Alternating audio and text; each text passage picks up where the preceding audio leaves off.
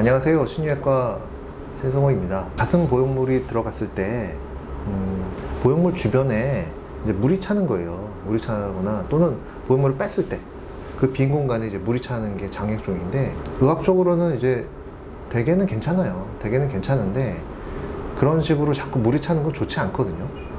일단 기본적으로 이 스무스 보형물 주변에는 물이 차진 않습니다. 이런 장액종이 생기진 않는데, 이런 텍스처 보형물 주변에는 장액이 고일 수가 있어요. 이거는 여러 가지 가설이 있는데, 가설이 많다고 하는 거는 한마디로 잘 모르겠다는 소리예요.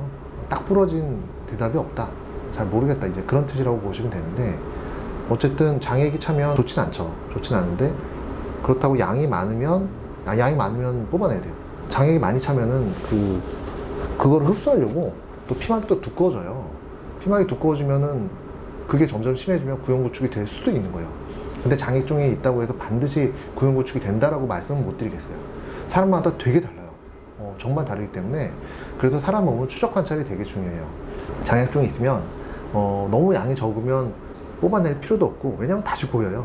근데 많으면 뽑아내야 됩니다. 그래서 관리를 해줘야 돼요. 그래서 굉장히 소량이 있다면 상관이 없는데, 양이 다량으로 있으면 피막이 두꺼워질지 모르기 때문에 그때는 관리를 해줘야 돼요. 그래서 그게 쉽진 않아요. 초음파를 보면서 보형물을 피하면서 주사기로 이걸 뽑아낸다는 게 쉽진 않아요. 굉장히 고난이도에 해당이 되는 거죠. 또 노하우가 있어서 그냥 이 방향이 또 이쪽 방향이면 또 위험하니까요.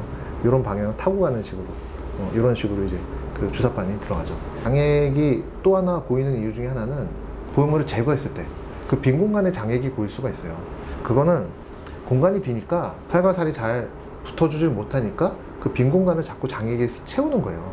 이런 장액은 몸 어디에도 다 나타날 수 있어요.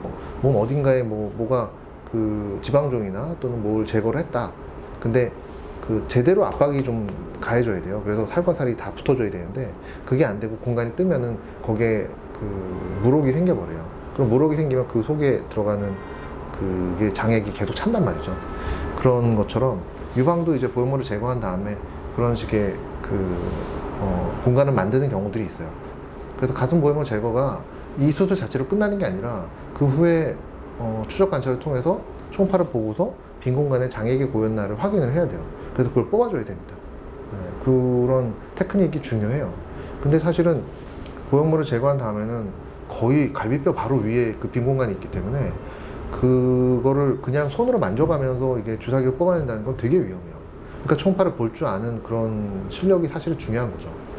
그러니까 뭐 훌륭한 성형외과 선생님들 많이 계시지만, 저희 병원이 조금 더 어떤 장점이 있다고 말씀드린다면, 저는 유방 암 수술을 많이 했었기 때문에 유방 초음파에 능숙하거든요. 그래서 유방 초음파를 보고서 장액을 뽑아서 이런 보형물 제거 후에 관리를 해준다는 그런 장점이 있죠. 그리고 장액의 색깔도 봐야 돼요. 색깔도 보고, 가끔은 고름이 나올 수도 있기 때문에 그때는 항생제 치료가 들어간다거나 이제 그런 경험이 또 필요한 거죠. 이게 고름인지 장액인지, 아니면 낫고 있는 과정에서 생기는 그런 변화인지. 보형물 제거 수술이 저희가 워낙 많이 하다 보니까 부분 마취로 저희가 하잖아요. 다른 병원은 보형물 제거나 교체를 할 때 전신 마취나 수면 마취를 합니다.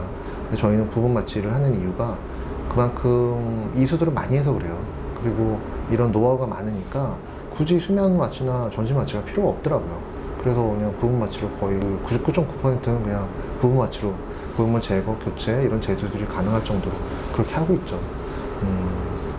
그래서 장액종은 어쨌든 너무 걱정하실 건 없는데, 때로는 관리가 좀 필요해요. 장액종은 그냥 지켜볼 사항은 아니에요. 그래서 만약에 이 텍스처 보형물이 들어갔는데 이제 그 주변에 장액이 고였다, 이제 그러면은 추적 관찰을 하긴 하셔야 돼요. 어쨌든.